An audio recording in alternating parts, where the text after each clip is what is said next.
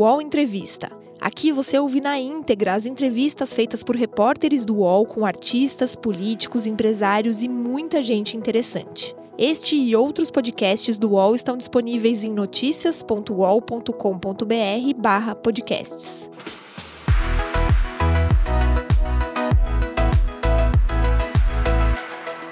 PagBank, a sua conta grátis do PagSeguro. Baixe já o app e abra sua conta em 3 minutos. Meu nome é Wellington Ramalhoso, sou repórter do UOL em São Paulo e na semana passada entrevistei o presidente do PSDB, Bruno Araújo. Ele exerceu o mandato de deputado federal por Pernambuco por 3 mandatos e assumiu o comando do partido no fim do primeiro semestre. Nesta entrevista, ele fala sobre o governo Jair Bolsonaro e a posição do PSDB em relação à administração federal. Ele também comenta a associação da imagem do governador de São Paulo, João Dória, à de Bolsonaro e sobre o caso do deputado Aécio Neves. A Comissão de Ética do partido analisará um pedido de expulsão de Aécio. Confira. O PSDB protagonizou uma polarização com o PT no país durante 20 anos e no ano passado o PT foi ao segundo turno da eleição presidencial, mas contra Bolsonaro. Essa derrota do PSDB foi acompanhada de outras, como a redução da bancada na Câmara e o menor número de governadores eleitos desde 1990. A que o senhor atribui essas derrotas e a perda de força do PSDB?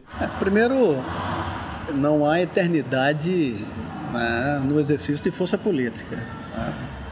É bom lembrar que 2 anos, você está fazendo referência de 94 a 2014, mas é bom lembrar que em 2016... o PSDB teve a maior vitória política da história nas eleições municipais. Teve o seu melhor desempenho e foi o partido mais vitorioso em 16, fruto ainda do rescaldo das eleições de também 2014. São diversos fatores, mas além dos problemas que atingiram internamente o partido, o PSDB já no processo de impeachment deixou de institucionalmente ser um protagonista. Houve uma participação individualizada, eu diria até um pouco mais coletivizada, da bancada na Câmara dos Deputados. Houve protagonistas do PSDB que foram importantes no processo de impeachment, mas o PSDB institucionalmente demorou muito para aparecer para a população como partido protagonista. No exemplo, houve reações, inclusive negativas, em 2016, à presença de Aécio Neves e Geraldo Alckmin, num dos últimos protestos da Avenida Paulista.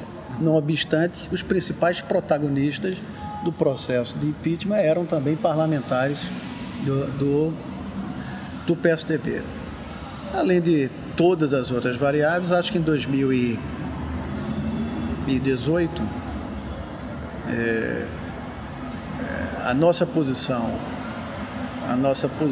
e as nossas crenças políticas, posicionamentos ideológicos e nosso projeto no Brasil, a sociedade estava exigindo muito vigor na defesa de suas teses, exigindo posições muito firmes e ditas com muita clareza. O resultado é que nós saímos com um politraumatizado das eleições de 2018, né? E iniciamos um processo hoje de recuperação. O PSDB de 2018, ele tinha, além dos problemas que nos levavam à exposição de operações como da Lava Jato, havia se cristalizado em parte substancial da população que o PSDB era um partido que vacilava nas suas posições e não tinha algumas vezes posições claras sobre determinadas questões relevantes da vida política nacional. O que não é justo em si, mas se cristalizou em 2018. Quando era deputado federal, o senhor deu voto que fechou a conta para a aprovação do afastamento da presidente Dilma Rousseff em 2016. Foi ali que o senhor passou a ser mais conhecido nacionalmente. Naquele momento, o senhor imaginava que o impeachment de Dilma fortaleceria a posição do PSDB? Não, eu sabia que havia uma grande interrogação, porque o PSDB, nós contribuímos de forma muito ativa no afastamento da então presidente. Pessoalmente, não acho que foi, apesar de ser um processo extremamente traumático, acho que a história comprova de que era algo absolutamente necessário para o país. E nós sabíamos que o partido tinha um preço a pagar, e o preço era continuar contribuindo, era assumir a sua responsabilidade logo em seguida, quando há uma sucessão e o PSDB, que tinha sido protagonista desse afastamento, colabora com o governo do presidente Temer, né? E é bom lembrar que o governo, em determinado momento, caminhava bem, com relativo apoio da opinião pública, com um processo crescente de recuperação da economia, viveu um momento de grande entusiasmo em relação a uma virada econômica, até a operação da JBS, que sepultou a principal reforma em andamento, que era a da Previdência, e interrompeu um ambiente até então crescente de recuperação econômica. A partir dali, o cenário virou. Para o senhor, foi correta a decisão do então candidato Aécio Neves de questionar o resultado da eleição presidencial em 2014? Eu acho que ele não tem nenhuma importância maior do ponto de vista de avaliação eleitoral. Acho que ninguém tomou decisão a favor ou contra o PSDB, ou a favor ou contra qualquer outro partido baseado nesse episódio. Esse episódio, sim, foi um fator de pressão constante ao longo também da discussão do processo de impeachment. É bom lembrar que enquanto a Câmara dos Deputados discutia o impedimento da presidente, o TSE discutia a eventualidade da cassação da chapa. Do ponto de vista de fator de pressão, junto com as mobilizações sociais, foi um episódio que teve peso, sim, no processo de impeachment. Então, para o senhor, foi correta a decisão de contestar o resultado da eleição? A decisão foi tomada correta ou não, ela não teve impacto eleitoral em 2018, mas teve resultado, alguma influência no resultado, na contribuição do afastamento da presidência. Em 2015, o PSDB apoiou as pautas-bomba que aumentavam os gastos públicos e tornaram a situação do governo Dilma mais complicada. Como o senhor avalia hoje a posição que o partido adotou naquela época? A pauta-bomba era a pauta do governo do PT, né? O governo do PT que encaminhava e levava o Brasil para o abismo. Cabia, naquele momento, já num quarto mandato presidencial do PT, de estabelecer os freios necessários à economia. Já não tinha nenhuma responsabilidade o PT de ser o tutor de um governo que levava o país para o abismo. O crescimento de uma direita mais radical foi uma surpresa para o senhor e para o PSDB? Do ponto de vista sociológico, havia uma reação de uma parte substancial da sociedade que vinha traumatizada com os governos do PT, mas de modo especial com os últimos 6 anos da presidente Dilma. Havia um crescente apoio interno do governo do PT a movimentos de uma esquerda radicalizada, e esses anticorpos foram sendo formados ao longo dos anos, e se consolidou na eleição de 18. No tamanho que se apresenta, talvez poucos pudessem fazer essa leitura, mas era uma posição, era um posicionamento ideológico que vinha em construção e, sobretudo, conectado com ventos pelo mundo. A Europa já vivia há mais de 4 anos movimentos conservadores, antes já havia tido a eleição Trump nos Estados Unidos, nós já vimos movimentos conservadores na Hungria e outros países europeus, numa sociedade globalizada e como um reflexo de reação aos governos do PT, de modo especial, como eu disse, de Dilma Rousseff, é compreensível que houvesse esse movimento de informação, talvez não nesse tamanho. Com o senhor na presidência, que rumo o partido tomará nos próximos anos? De ter clareza nas suas posições, assumir, ter posições claras em relação aos temas da vida pública nacional.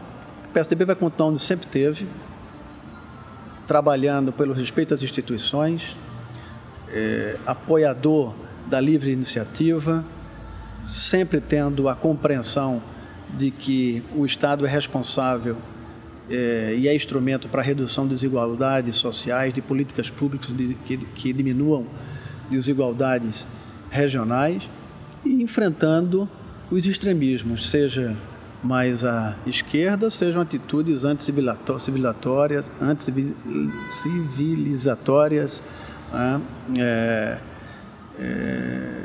intolerância em qualquer outro campo. Hoje o PSDB se situa em que campo do espectro político? O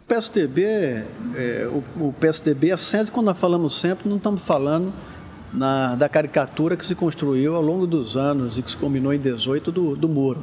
O PSDB é sempre na medida que se comunica com a política, com a posição econômica liberal e a praticou. O PSDB foi rotulado durante muitos anos como um partido neoliberal, porque privatizou o sistema de telecomunicações, privatizou o Vale do Rio Doce, é um partido que tomou atitudes de controle das contas públicas com a lei de responsabilidade fiscal, mas não deixou, dado o seu compromisso com questões sociais, de cuidar e colocar todas as crianças abaixo de 7 anos na escola, no ensino fundamental, desenvolver projetos na área de educação e de apoio a uma rede de proteção social fundamental, como foi o início do Vale Gás, né?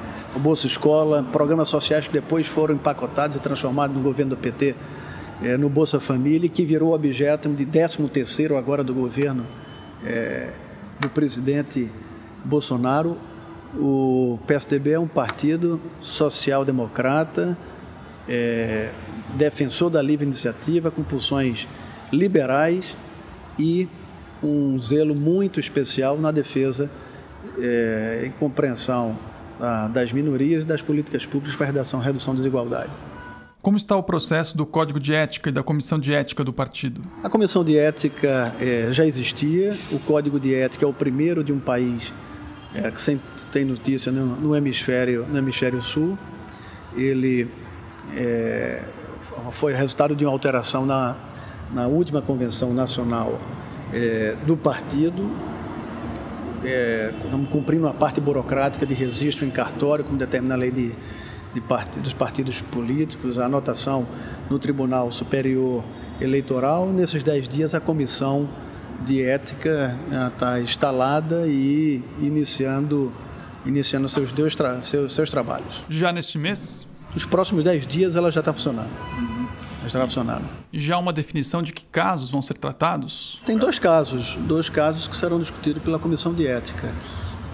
Um será a sanção à deputada Tereza Nelma, do PSDB de Alagoas, que já foi formalizada a Comissão de Ética, proposta a pena de, durante 12 meses, ficar afastada dos órgãos de direção do PSDB.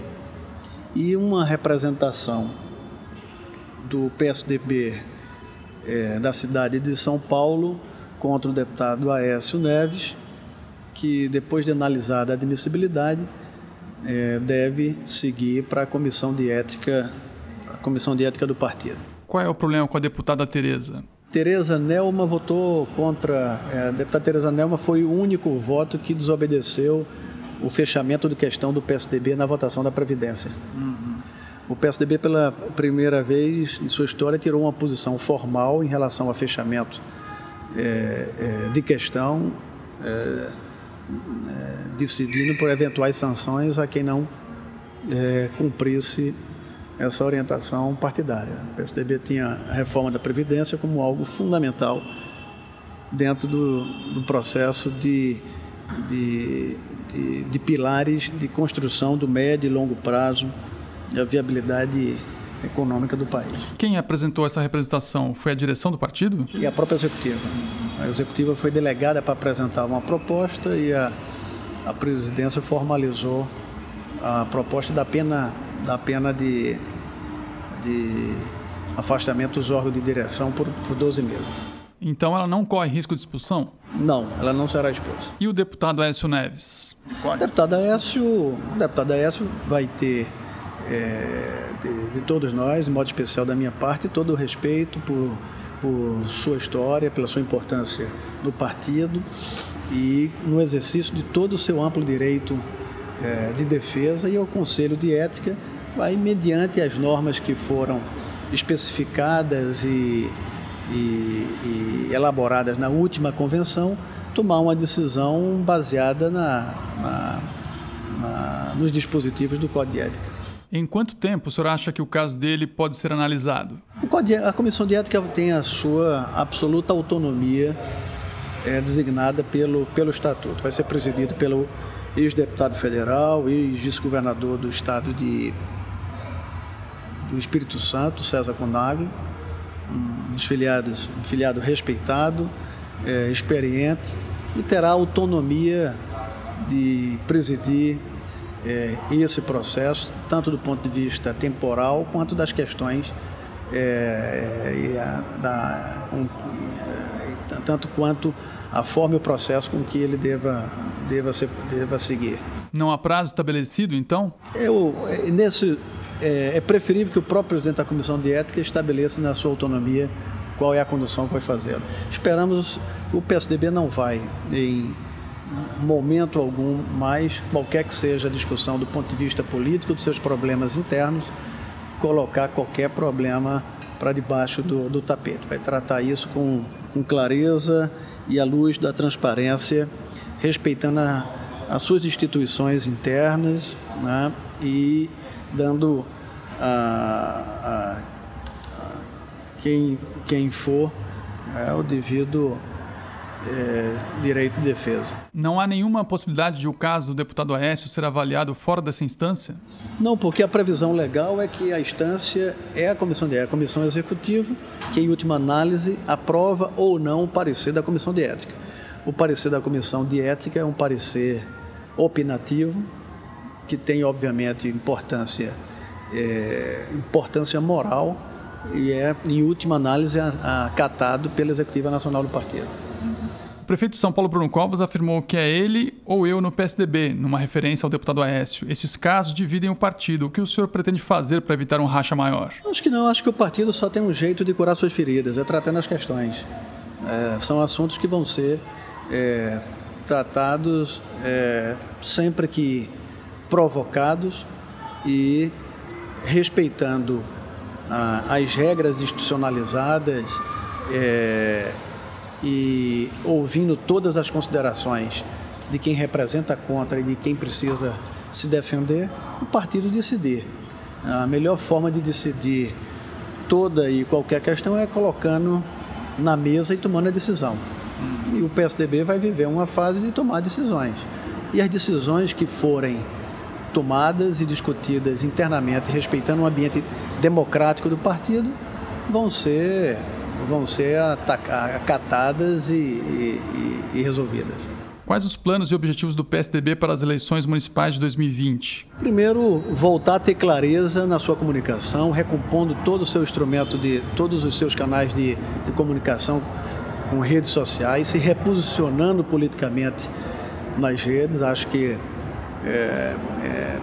parte da sociedade voltou a ver o PSDB a ter vida, opinião e posição nas redes sociais, não só em relação ao que nós fazemos, os apoiamentos nossos como protagonistas, por exemplo, da reforma da Previdência, tendo um ex-deputado nosso, Rogério Marinho, um dos que a conduziu pelo Executivo, o Samuel Moreira como relator na Câmara dos Deputados, um tucano, Tasso Gereissati como relator no Senado, se posicionando contra posições, digamos, menos civilizadas em alguns momentos, que tem a discordância do partido. O partido está voltando a se reposicionar e a falar sobre as teses que defende, e sobre as posições a qual se opõe. E esse PSDB que precisa se reposicionar na sociedade como um partido que tem opinião, que a exerce e vai preparar quadros para disputar as eleições municipais nos principais municípios brasileiros. Qual vai ser a forma de escolha de candidatos, principalmente nas grandes capitais? Primeiro, o PSDB vai, por resolução, definir que em todos os municípios acima de 100 mil habitantes, para não haver uma candidatura, tem que ter autorização do Executivo. Para haver uma candidatura que não seja do PSDB, que seja uma coligação, que tenha que haver uma autorização da Nacional. Ou seja, a Executiva Nacional vai de perto acompanhar o desenrolar da escolha das candidaturas nos municípios acima de 100 mil habitantes, no sentido de incentivar ao máximo e, com exceções, permitir coligações, trabalhando sempre com a prioridade de candidatura própria, voltar a exercer o protagonismo na disputa eleitoral. Óbvio que vai haver coligações também em municípios acima de 100 mil habitantes, porque nós temos parceiros nacionais importantes e relevantes, mas o PSDB vai ser um importante protagonista das eleições de 18, não tenho a menor dúvida. E a tendência em relação de 2020. A tendência em relação às candidaturas próprias é escolhê-las por indicação ou por prévias? Não, sempre que houver um consenso prévio e uma unidade partidária enorme em torno de uma candidatura, essa candidatura pode se confirmar sem prévias. No momento que mais de um filiado tiver a intenção de colocar o seu nome, o sistema das prévias, da disputa na convenção do partido, é o sistema previsto e que vai ser incentivado. O prefeito Bruno Covas tem a preferência de ser o candidato à reeleição em São Paulo? O prefeito Bruno Covas sucede um prefeito eleito que virou, que se transformou governador. Bruno Covas nunca disputou uma eleição majoritária, então é natural que seja visto ainda como alguém que sucede um companheiro de chapa que assumiu o governo do Estado. Bruno é a maior aposta política nossa nas eleições de 2020, a prioridade absoluta do PSDB, e eu tenho certeza que até lá Bruno vai ter todas as condições, inclusive durante a campanha, tempo suficiente de mostrar a sua qualidade, a sua vocação, a dedicação que tem tendo como prefeito, e tenho certeza que tem uma confiança que tem tudo para construir uma reeleição. O senhor acredita que a direita mais radical, próxima ao presidente Bolsonaro, conseguirá repetir os bons resultados que obteve em 2018?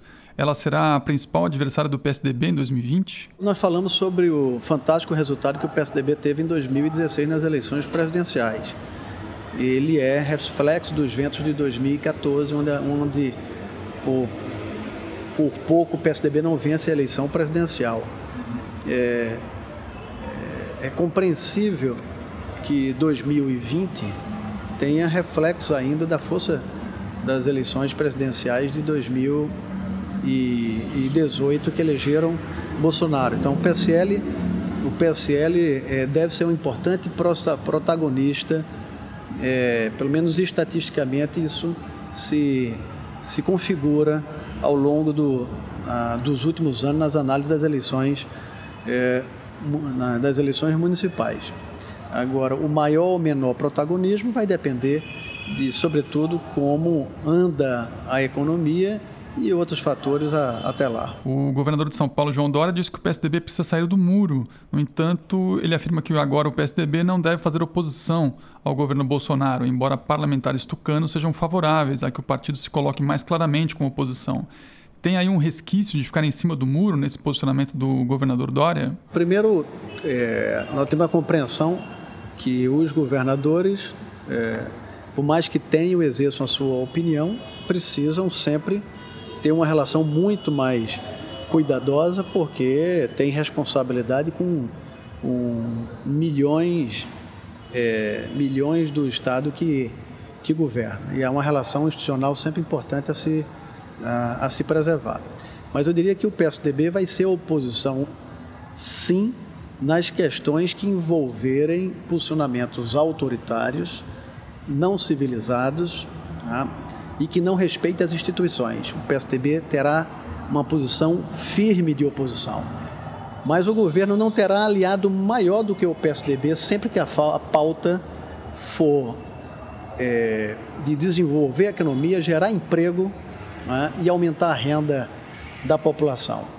E a exemplo de, apesar do governo, a reforma da Previdência, que teve um envolvimento especial do Congresso Nacional, liderada pelo presidente da Câmara, Rodrigo Maia, e que teve no PSDB o principal protagonista no texto, com o relator da matéria nas duas casas, na Câmara e no Senado. Então, no que se refere à economia moderna, liberdade econômica, estímulo à livre iniciativa, o governo Bolsonaro vai ter talvez o mais importante aliado. E no que se refere a situações que geram um grau de preocupação de civilidade, vai ter um enfrentamento de oposição como poucos.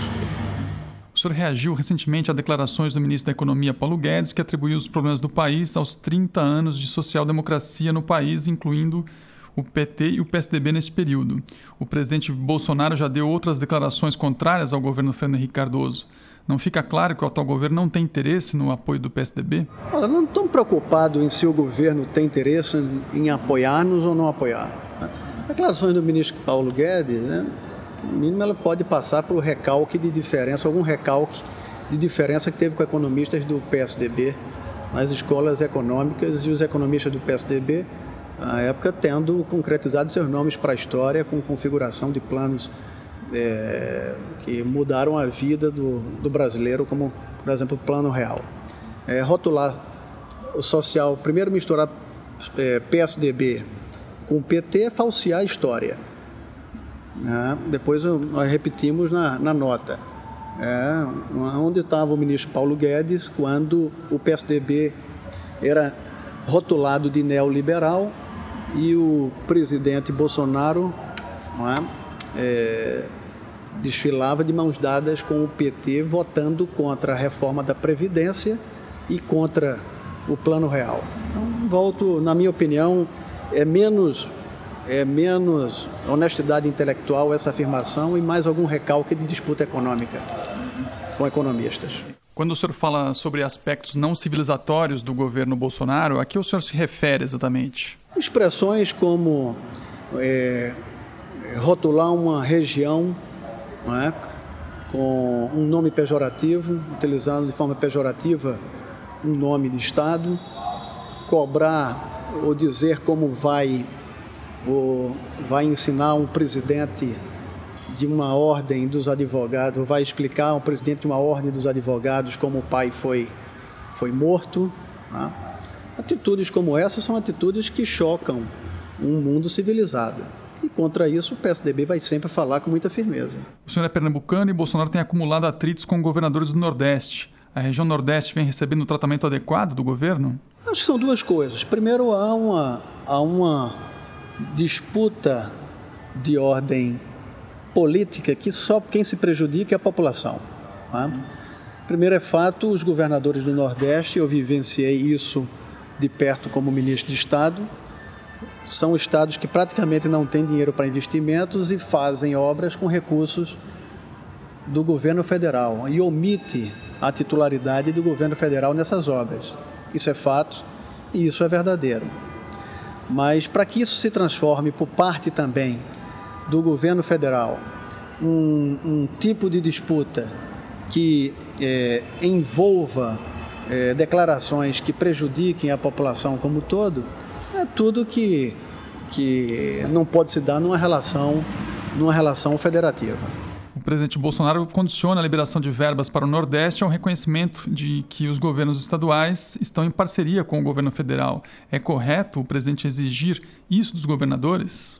Não, acho que, primeiro, é uma relação que tem se mostrado se deteriorando de forma crescente.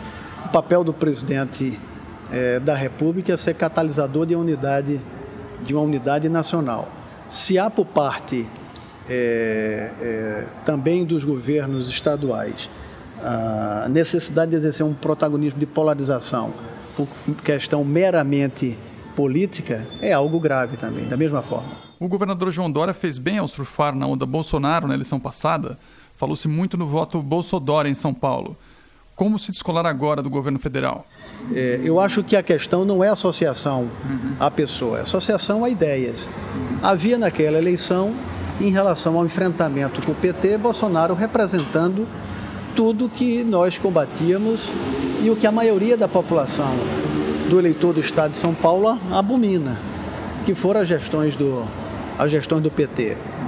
Então, é uma relação mútua que, do ponto de vista eleitoral, tinha absoluta conexão com aquele momento eleitoral. Mas o governador Dória, ele inclusive já reagiu por mais de uma vez em posicionamentos extremos do presidente Bolsonaro. Ninguém está numa corrida de quanto associa ou se desassocia em relação a quem quer que seja. Nós estamos cuidando de marcar uma posição política sobre o que nós somos. E nós somos os que nunca mudamos de posição. A posição política, ideológica, as nossas crenças são as mesmas. Talvez passemos a exercitá-las com muito mais firmeza e com muito mais clareza nesse momento de Brasil. O senhor falou das divergências com o PT e o governador Dória voltou a falar duramente contra o presidente Lula na semana passada. Para o PSDB, não há entendimento possível com o PT? Se o PT transitar com as mesmas posições que nós acreditamos na economia ou em questões sociais, a questão é que eu passei 12 anos no Congresso Nacional e é raro o momento que nós pensamos que possa haver isso. Nós vimos o PT na economia destruir com o modelo de exploração de petróleo a Petrobras, além de questões de ordem éticas. Nós combatemos a medida provisória que destruiu o sistema elétrico brasileiro, que levou mais de 30 anos para ser devidamente organizado. Então, nas pautas macroeconômicas, nós temos pensamentos completamente diferentes. Talvez eu lembre do PSDB ter votado com uma proposta do governo que foi a criação do fundo de aposentadoria do servidor até pegar complementar. Aqui. O fundo complementar. Eu me lembro, talvez, o PSDB ter votado com a criação do Fundo Fresco, talvez o próprio PSL votaria, hoje se não o tivesse. Então, eu não diria do ponto de vista da política, mas do ponto de vista das ideias, eu não diria nunca, mas é raro quando o PSDB e o PT têm tido qualquer coincidência em relação a agendas do ponto de vista macroeconômico. Fala-se muito que o PSDB está dividido entre os mais velhos, que são os cabeças brancas, e os mais jovens, que são os cabeças pretas. Que espaço há no partido para figuras mais experientes, como o ex-presidente Fernando Henrique Cardoso, o senador José Serra e o ex-governador Geraldo Alckmin? Primeiro, os mais experientes. O presidente Fernando Henrique é uma grande referência. Agora precisa tratar com clareza.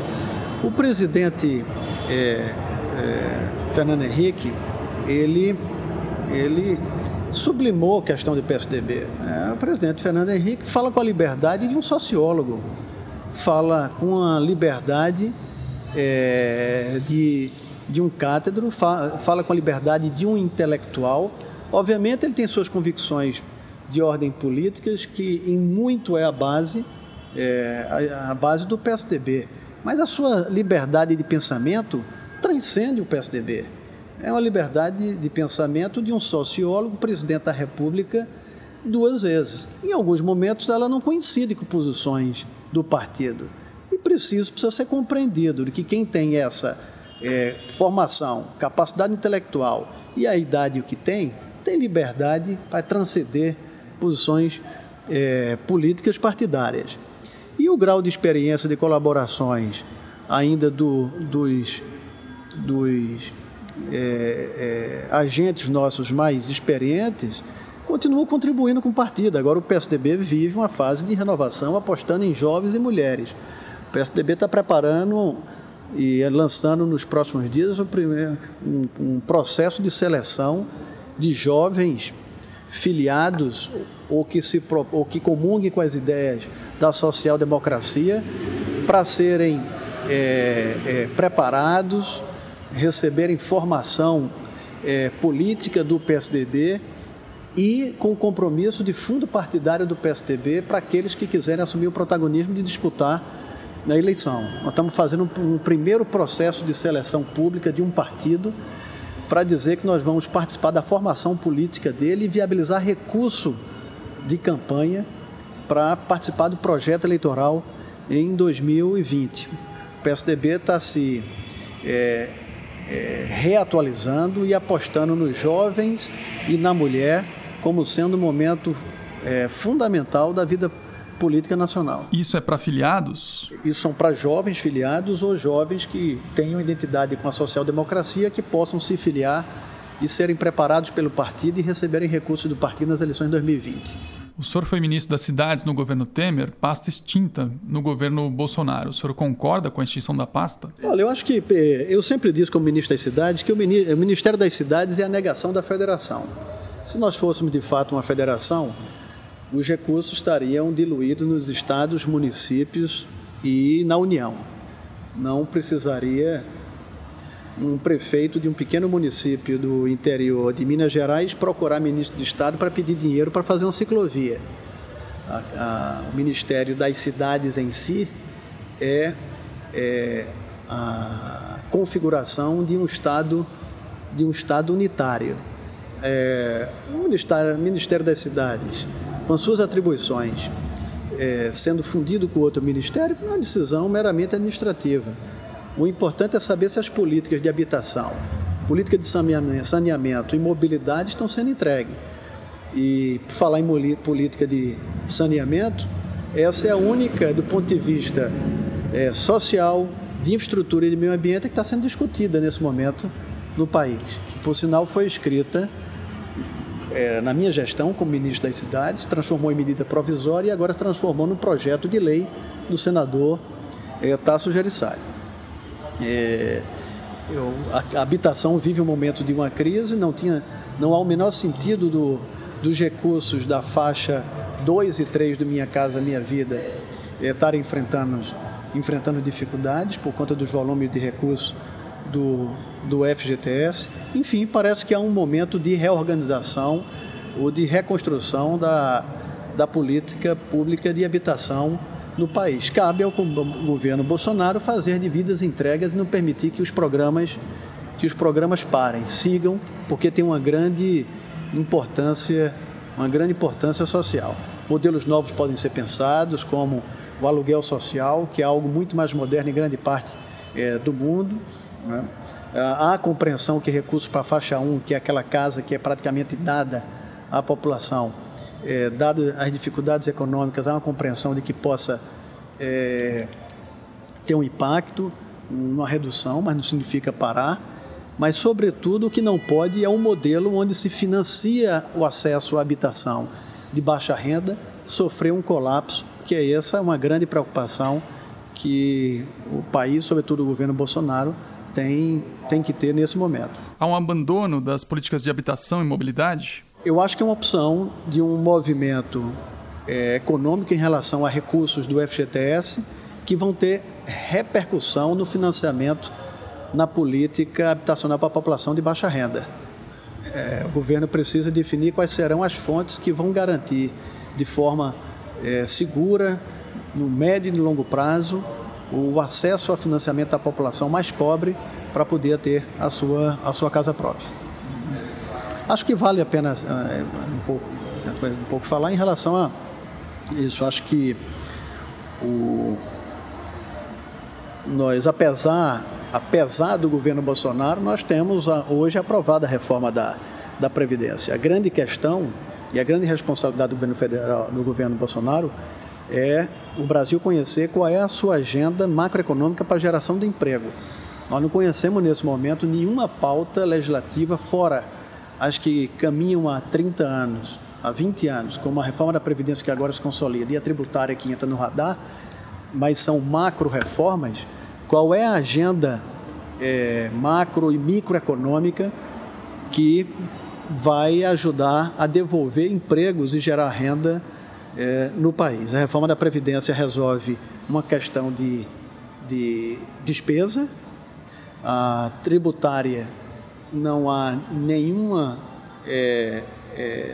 ingenuidade de achar que vai reduzir carga tributária, fará muito se simplificar a operação de pagamentos e arrecadação de impostos, já será um ganho relevante, mas a pergunta é qual é a agenda do governo federal apresentada ao Congresso Nacional com mudanças que geram emprego e renda no médio e no longo prazo, sem nenhuma formação de bolha.